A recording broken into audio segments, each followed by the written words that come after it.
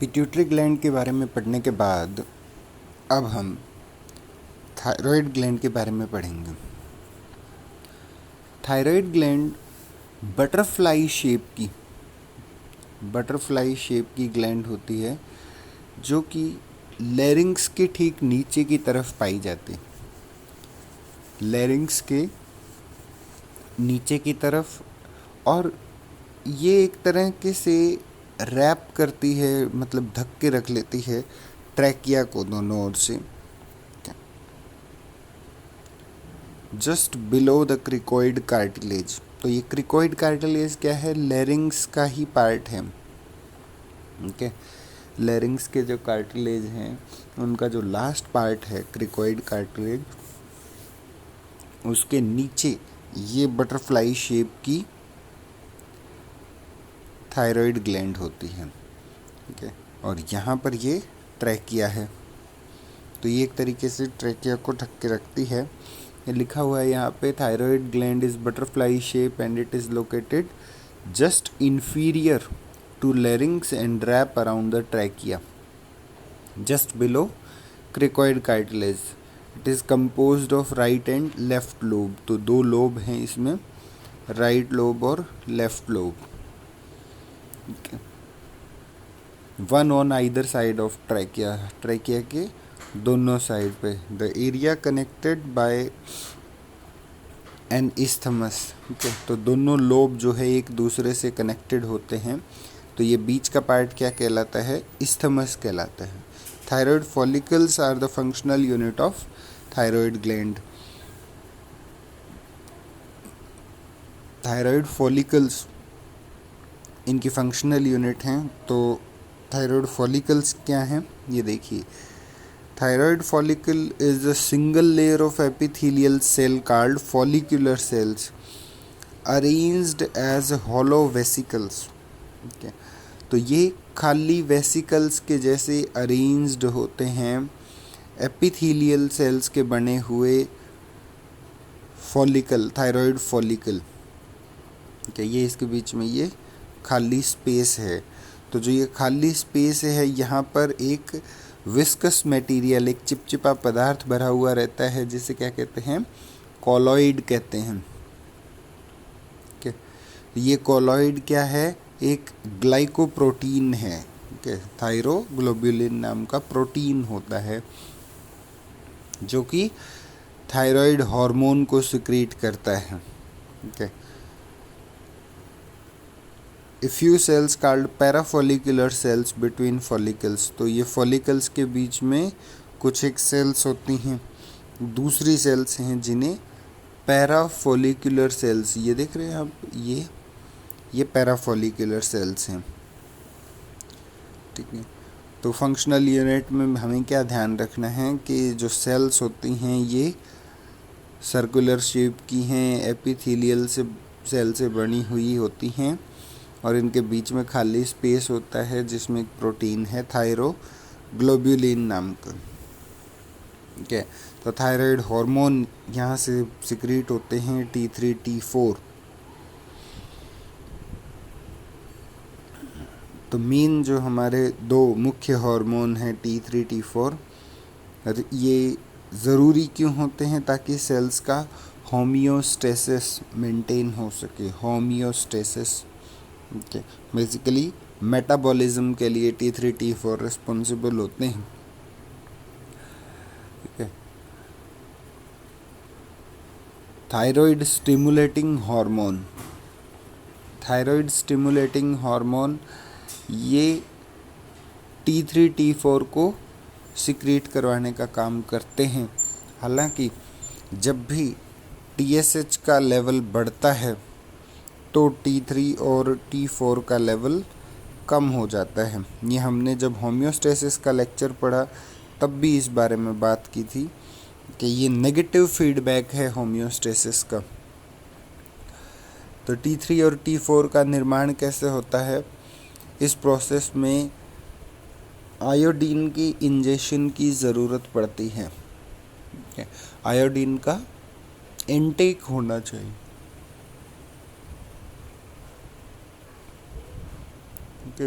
Food के अंदर iodine, जैसे कहते हैं ना कि टाटा नमक, आयोडीन युक्त नमक अगर ये खाते हैं तो क्या नहीं होता है। वो लिखते हैं कि घेंगा रोग, ठीक है, या गलगंड, अगर आपने आयुर्वेद में अष्टांग हृदय में पढ़ा हो, गलगंड नाम की जो बीमारी है, ग्वाइटर जैसे इंग्लिश में कहते हैं, ये थायराइड ग्लैंड के डिसऑर्डर्स की वजह से है। क्या होता है, आयोडीन की डेफिशिएंसी से T3 और T4 का फॉर्मेशन नहीं हो पाता है, ठीक है। तो इनका एक्टिव ट्रांसपोर्ट जो है वो थायराइड ग्लैंड से हो जाएगा, आयोडीन का ऑक्सीडेशन होगा और थायरोग्लोब्युलिन रेजिड्यू, ठीक है, यहाँ पे कपलिंग होगी, T3 और T4 का फॉर्मेशन और प्रोटियोलाइसिस होगा, ठीक है। सिंपल सा ये प्रोसेस है। इसके बारे में हमें ये स्टेप्स ही ज़्यादा ध्यान रखने हैं, बस बहुत ज़्यादा डिटेल में इसके बारे में पढ़ने की ज़रूरत नहीं है। तो ये स्टेप्स हम ध्यान रखेंगे। डाइटरी आयोडीन इंजेक्शन, इनटेक करना, खाने में आयोडीन की मात्रा को ग्रहण करना, उसके बाद थायराइड ग्लैंड के द्वारा इनका अपटेक होता है और यहाँ तक एक्टिव ट्रांसपोर्ट होता है आयोडीन का, ठीक है। उसके बाद ऑक्सीडेशन होगा, आयोडीनेशन होगा, थायरोग्लोब्युलिन जो प्रोटीन है हमारा और टायरोसिन रेजिड्यूज के साथ कपलिंग होगी और कपलिंग के बाद T3 T4 जो है वो सर्कुलेशन में आ जाते हैं।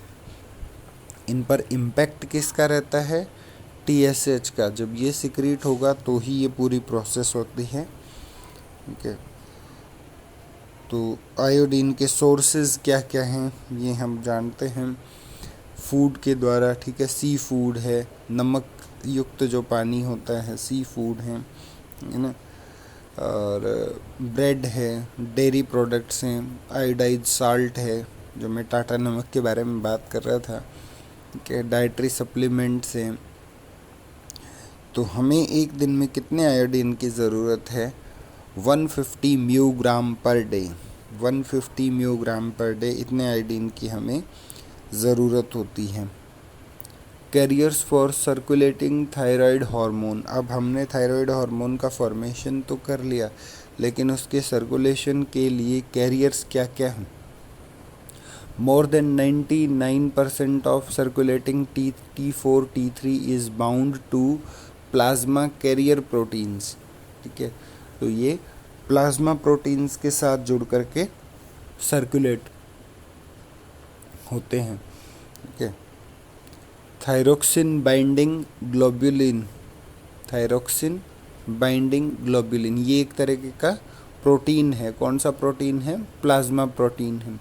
तो ये लगभग 75% T3 T4 को अपने साथ बाइंड अप कर लेता है। इसी तरीके से ट्रांसथायरिटीन, इसे थायरोक्सिन बाइंडिंग पैरा एल्ब्यूमिन भी कहते हैं। ये 10 से 15% इसकी बाइंडिंग कैपेसिटी होती है T3 T4 के साथ।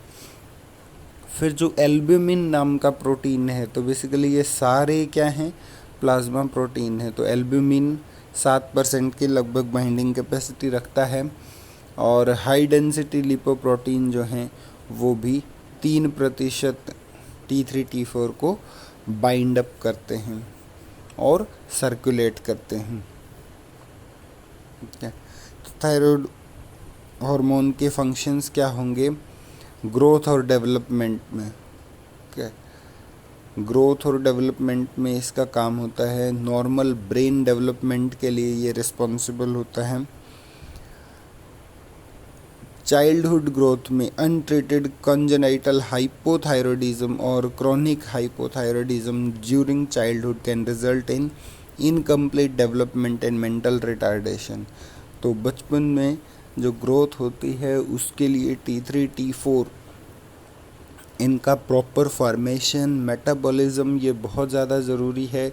अगर किसी बच्चे में कॉन्जेनाइटल हाइपोथायरॉयडिज्म है, थायराइड ग्लैंड का माल फॉर्मेशन है या ये हार्मोन्स बनते नहीं हैं, तो मेंटल रिटार्डेशन, वो बच्चे दिमागी रूप से और शारीरिक रूप से, दोनों रूप से अविकसित हो सकता है। क्या प्रॉपर डेवलपमेंट नहीं होता है उनका। Thyroid hormone can also are essential for neural development, maturation and function of CNS।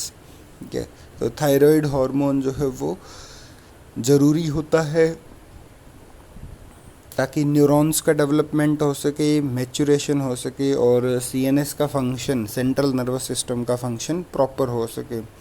Thyroid hormone जो है वो कार्डियोवैस्कुलर, हीमोडायनेमिक्स, ब्लड सर्कुलेशन को भी इन्फ्लुएंस करता है, इस पर इसका प्रभाव रहता है। Thyroid hormone influences the female reproductive system. ठीक है, फीमेल रिप्रोडक्टिव सिस्टम को भी ये इन्फ्लुएंस करता है, प्रभावित करता है।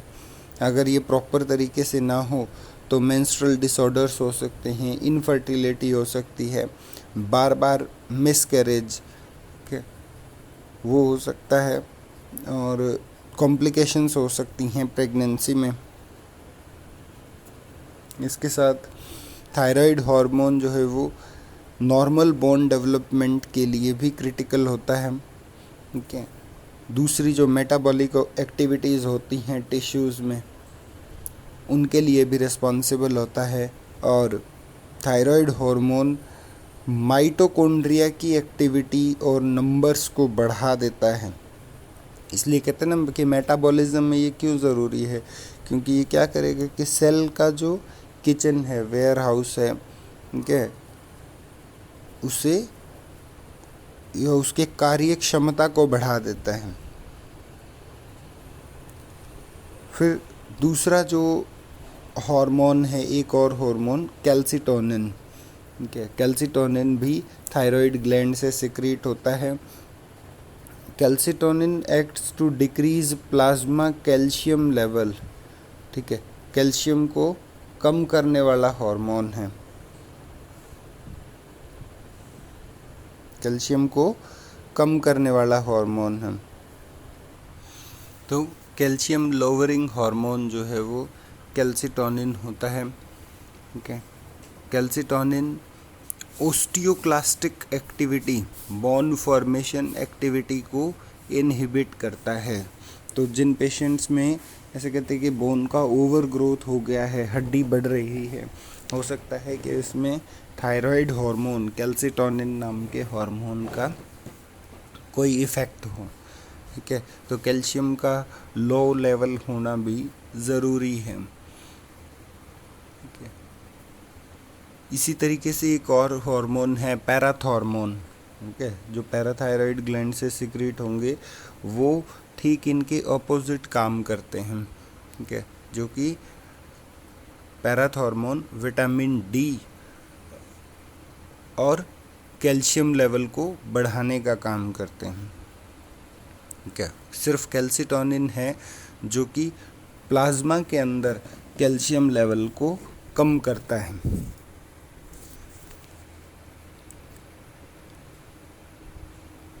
They are distinct from thyroid follicular cells by their larger cell, pale cytoplasm and secretory granules।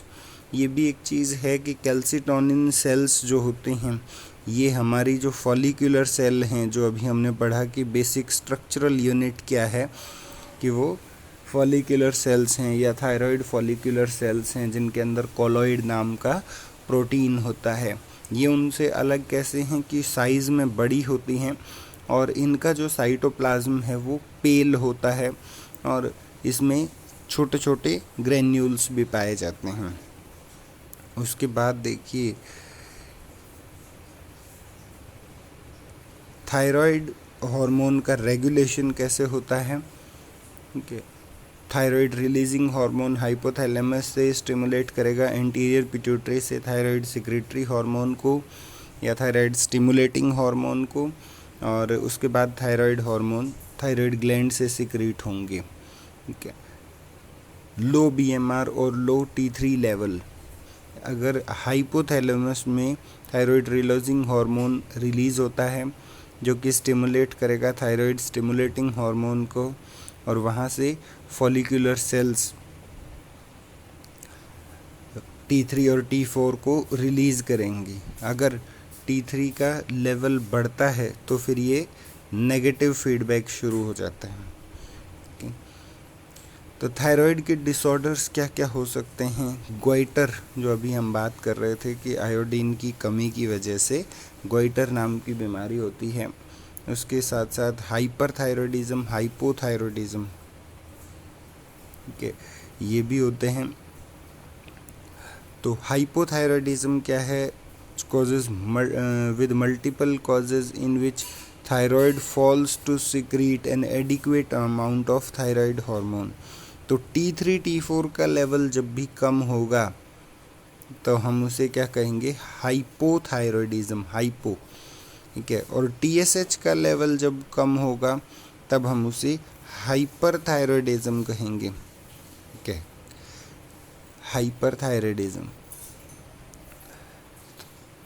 तो कॉमन थायराइड डिसऑर्डर है, ठीक है।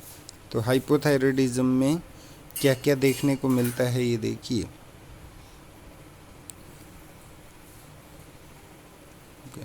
तो T3 और T4 का लेवल कम होता है तो उसे हाइपोथायरॉयडिज्म कहते हैं। ये बच्चों के अंदर क्रेटिनिज्म नाम की बीमारी कही जाती है, हाइपोथायरॉयडिज्म की वजह से जो होती है, ठीक है। इसमें T3 T4 का लेवल कॉन्जेनाइटली कम हो सकता है, ठीक है।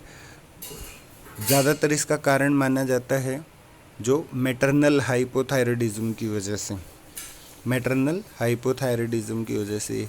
तो कॉन्जेनाइटल हाइपोथायरॉयडिज्म किसी एंडेमिक, एक आपदा भी हो सकती है, या एक क्षेत्र में पर्टिकुलर एंडेमिक होना कि वहाँ पर नमक में आयोडीन नहीं है, ठीक है। जेनेटिक कारण हो सकते हैं और ज़्यादातर आयोडीन डेफिशिएंसी की वजह से ये बीमारी होती है। इसमें बच्चे की जो मूवमेंट है वो स्लगिश हो जाती हैं, ठीक है। और उसकी जो क्राई है, रोने की जो आवाज़ है वो क्रॉकिंग साउंड, ठीक है, horse cry. If not treated immediately the baby will be mentally retarded permanently. अगर उसे ठीक तरीके से ट्रीट नहीं किया जाए तो मेंटल रिटार्डेशन हो सकता है बच्चों में। बोन की ग्रोथ रुक जाती है, स्टंटेड बोन ग्रोथ, ठीक है। Skeletal growth is more affected than soft tissue growth. तो क्रेटिनिज्म में क्या होता है कि बोन्स का फॉर्मेशन और इस तरीके की जो ग्रोथ है, बोनी ग्रोथ जो है वो बेसिकली अफेक्ट होती है, जबकि सॉफ्ट टिश्यूज़ जो हैं वो नॉर्मली अफेक्टेड नहीं होते हैं, ठीक है। तो हाइपोथायरॉयडिज्म अगर बड़ों में है, एडल्ट्स में है, तो उसे मिक्सोडीमा कहते हैं और ये बहुत कॉमन है फीमेल्स में, 5 टाइम कॉमन है फीमेल्स में मेल्स के मुकाबले। कारण इसकी क्या है? ऑटो इम्यून एंटीबॉडीज़ के होने से इसे हशीमोटो थायराइडाइटिस कहते हैं। और ये रेडिएशन की वजह से, सर्जरी की वजह से, कैंसर की वजह से अगर थायराइड ग्लैंड डिस्ट्रॉय हो जाती है, हटानी पड़ती है, तब ये सारे फीचर्स हमें देखने को मिलते हैं। क्या क्या फीचर्स होंगे? एडिमेटस अपीयरेंस, ऐसा लगेगा जैसे पूरी बॉडी पर स्वेलिंग है, पफी फेस होगा। हार्ट रेट कम हो जाती है, बॉडी टेम्परेचर कम हो जाता है, ठंड को सहन नहीं कर सकते, कोल्ड इंटॉलरेंस है, ठीक है। ड्राई को skin, dry hair, muscular weakness, dullness, जब हमेशा उसे थकान लगती है, लिथार्जी महसूस होती है, ठीक है। मेंटल स्लोनेस, ठीक है, दिमागी रूप से कम काम कर पाती है वो, वेट गेन हो सकता है, ठीक है। पेरीऑर्बिटल एडिमा, आँखों के नीचे जो स्वेलिंग होती है, कॉन्स्टिपेशन हो सकती है, मेंस्ट्रुएशन रुक जाता है और वॉइस जो है वो हस्की वॉइस हो जाती है, ठीक है। हाइपरथायरॉयडिज्म में क्या होगा? हाइपरथायरॉयडिज्म में T3 T4 के हाइपर सिक्रेशंस होने की वजह से होता है। इसे ग्रेव्स डिजीज़ कहते हैं, ठीक है, जो कि एक ऑटो इम्यून डिसऑर्डर है। और ये इसमें फीचर्स आपको क्या दिखेंगे, बेसिकली थायराइड ग्लैंड बढ़ी हुई लगती है। प्राइमरी साइन क्या होगा, एनलार्ज थायराइड ग्लैंड। और एडिमा तो लगता ही है, पिक्युलर एडिमा बिहाइंड आईज, इसे एक्सोप्थैलेमस, आंखें बाहर की ओर लटकी हुई ऐसी नज़र आती हैं। दूसरे कारण जो है हीट इंटॉलरेंस, तो ध्यान रखना है हाइपो में क्या हुआ था, कोल्ड, ठीक है, तो गर्मी जब कम हुई है तो हाइपो हुआ है, ठीक है। और जबकि हीट इंटॉलरेंस जब हाइपर होता है तो गर्मी बढ़ जाती है, तो हीट इंटॉलरेंस है, ठीक है। नर्वसनेस होती है, टेकीकार्डिया, वहाँ हमने देखा कि हार्ट रेट बिल्कुल स्लो हो गई थी, ठीक है, तो यहाँ टेकीकार्डिया, हार्ट रेट बढ़ जाती है। मस्कुलर वीकनेस रहती है, स्वेटिंग बढ़ती है, बीएमआर बढ़ जाता है, ठीक है। अब गोइटर में क्या होता है, गोइटर में थायराइड ग्लैंड एनलार्ज्ड होगी, इट में be associated with hyperthyroidism, hypothyroidism, तो दोनों ही में ही हमें गोइटर मिल सकता है, क्योंकि ये बेसिकली क्या है, आयोडीन की डेफिशिएंसी की वजह से है। और आयोडीन T3 और T4 दोनों के फॉर्मेशन के लिए ही ज़रूरी होता है, ठीक है। तो थायराइड ग्लैंड जब भी अफेक्टेड होगी तो गोइटर नाम की डिजीज़ हो सकती है। अब देखिए पैराथायराइड ग्लैंड, तो parathyroid gland are usually embedded between the posterior border of thyroid gland, ये थायराइड ग्लैंड के पीछे की ओर पाई जाती हैं, ठीक है। इसमें जो चीफ सेल्स होती हैं वो ऑक्सीफिल सेल्स, ठीक है। और इसमें जो एडिपोज स्ट्रोमा, मतलब सेल्स के बीच में एडिपोज स्ट्रोमा पाया जाता है, ऑक्सीफिल सेल्स होती हैं, चीफ सेल्स होती हैं, और इसमें पैराथायराइड हार्मोन सिक्रीट होते हैं। पैराथायराइड हार्मोन के बारे में जैसे हमने अभी बात की थी कि ये ब्लड प्लाज्मा के अंदर कैल्शियम लेवल को बढ़ाते हैं, ठीक है, पैराथ हार्मोन सिक्रीट करते हैं और ये कैल्शियम लेवल को इंक्रीज़ करने का काम करते हैं, ठीक है। किस तरीके से इनका रेगुलेशन होता है वो देखिए, कैल्शियम लेवल जब कम होगा तो कैल्शियम लेवल कम होने के बाद पैराथायराइड ग्लैंड जो है वो पैराथ हार्मोन सिक्रीट करेगी। पैराथ हार्मोन क्या करता है, बोन्स के अंदर ओस्टियोक्लास्टिक एक्टिविटी को बढ़ा देगा, ओस्टियोक्लास्ट फॉर्मेशन बढ़ा देगा, और किडनीज़ को भी संदेश जाता है कि कैल्शियम लेवल को जो है यूरिन के थ्रू जो कैल्शियम का लॉस है उसे कम कर दिया जाए।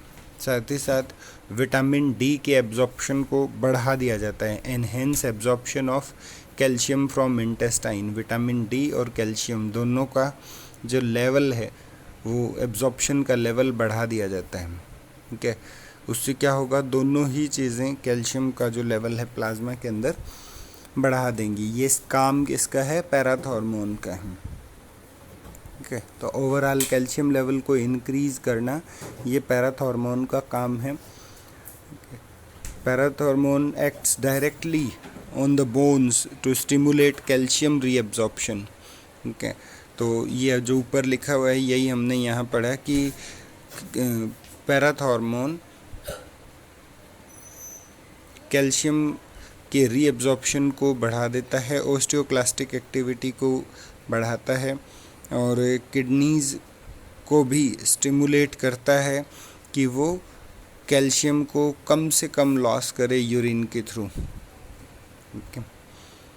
तो PTH act indirectly on intestine bye stimulating 102.5, okay. तो ये बेसिकली विटामिन डी का जो स्ट्रक्चर है उसके सिंथेसिस को इनडायरेक्टली अफेक्ट करती है। कॉलीकैल्सिफेरॉल जो कैल्शियम को बढ़ा सके, या फिर एक्टिवेटेड विटामिन डी के लेवल को अफेक्ट करती हैं, ठीक है। तो पैराथ हार्मोन जो है वो कैल्शियम लेवल को बढ़ाता है और थायरोकैल्सिटोनिन कैल्शियम लेवल को कम करता है। अब देखिए विटामिन डी का इसमें क्या रोल है। Vitamin D responsible for increasing absorption of calcium, magnesium, phosphate, iron, zinc in intestine. तो विटामिन डी क्या करता है, इन सब के एब्जॉर्प्शन को बढ़ाता है। Vitamin D is not an active substance, क्या ये अपने आप में कोई एक्टिव सब्सटेंस नहीं है। ये एक्टिव सब्सटेंस क्या होंगे, 1.2.5 डाईहाइड्रो कोलीकैल्सिफेरॉल, ये कुछ कंपाउंड्स हैं, बस आप ध्यान रखें कि ये एक्टिव सब्सटेंस खुद नहीं है। कोलीकैल्सिफेरॉल नाम के एक्टिव सब्सटेंस होते हैं और कोलीकैल्सिफेरॉल के आजकल सैशे भी आते हैं, ठीक है, छोटे छोटे पैकेट्स आते हैं एक वीक में लेने के लिए। तो वो क्या करते हैं, बोलते हैं डॉक्टर कि ये आप सैशे लीजिए वीक में एक बार, इससे कैल्शियम लेवल बढ़ता है, ठीक है। तो ये सब पैराथॉर्मोन बॉडी में नेचुरली करते हैं। अगर इस तरीके के एक्टिव सब्सटेंस हमें नहीं मिले तो हमें उन्हें बाहर से इंजेस्ट करने की ज़रूरत होती है, ठीक है। तो vitamin D3 is most important, it is synthesised in skin from 7-D-हाइड्रोकोलेस्ट्रॉल by action of UV rays. तो जो कहते हैं लोग कि सन बाथ क्यों ज़रूरी है, धूप का सेवन क्यों ज़रूरी है, आयुर्वेद में भी लिखा है ना आतप सेवन। तो आतप सेवन क्यों ज़रूरी है कि विटामिन D3 हमने कह दिया कि इम्पोर्टेंट है, जो कि स्किन के थ्रू ही सिंथेसाइज होता है, ठीक है। स्किन के थ्रू सिंथेसाइज होगा यूवी रेज के एक्शन से, ठीक है, यूवी रेज के एक्शन से ये सिंथेसाइज होता है सनलाइट से, इसलिए ज़रूरी है। तो कैल्शियम आयन एब्जॉर्प्शन जीआईटी में बढ़ जाता है और जो कैल्शियम आयन का एब्जॉर्प्शन बढ़ जाएगा तो ब्लड में कैल्शियम का लेवल भी बढ़ जाता है। तो जो चीज़ें हमने अभी पढ़ी उन्हीं को बार बार दोहराया गया है। ब्लड कैल्शियम लेवल किस तरीके से हाई होगा, ओस्टियोक्लास्टिक एक्टिविटी बोन की, इंटेस्टाइन की, फिर किडनी से भी उसे इंक्रीज़ कर देंगे, यूरिन के थ्रू कैल्शियम को कम बाहर जाने देंगे, ठीक है। तो ब्लड कैल्शियम लेवल हाई हो जाएगा। अगर बहुत ज़्यादा हाई हो जाता है तो थायराइड ग्लैंड अपना काम करेगी, कैल्सिटोनिन को रिलीज़ करेगी, जिससे बोन कैल्शियम लेवल कम भी हो जाएगा। तो दोनों तरीके के फीडबैक चलते हैं, ये पॉजिटिव फीडबैक है और ये नेगेटिव फीडबैक है, ठीक है। हाइपोपैराथायरॉयडिज्म, अगर पैराथायरॉयड हार्मोन का जो सिक्रीशन है वो, तो हाइपोपैराथायरॉयडिज्म जब पैराथायरॉयड हार्मोन की कमी हो, ठीक है, inadequate response to vitamin D parathyroid hormone, access to hypocalcemic stimuli, okay. Hypocalcaemia, blood के अंदर या प्लाज्मा के अंदर कैल्शियम लेवल की कमी हो जाना, ठीक है। इनकी वजह से ज़्यादातर जो इफ़ेक्ट होते हैं वो टेटनस में ऐसा देखा जाता है, पेनफुल मस्कुलर स्पाज्म, मांसपेशियों में संकुचन होता है, क्योंकि वो कैल्शियम की उनको ज़रूरत होती है बार बार कॉन्ट्रैक्शन और रिलैक्सेशन के लिए। अगर कैल्शियम लेवल कम हो जाएगा तो मसल्स में भी स्पाज्म होगा, पेनफुल कॉन्ट्रैक्शन होगा, और अगर पैराथायरॉयड हार्मोन ज़्यादा हो जाता है, calcium homeostatic loss due to excessive parathyroid hormone secretion, parathyroid hormone के ज़्यादा सिक्रीट होने से होम्योस्टैटिक लॉस हो जाता है, ठीक है, होम्योस्टेसिस बंद हो जाता है। तो नेगेटिव और पॉजिटिव फीडबैक जो मिलने चाहिए वो नहीं मिल पाते हैं। Hypercalcaemia results from combined effect of parathyroid hormone,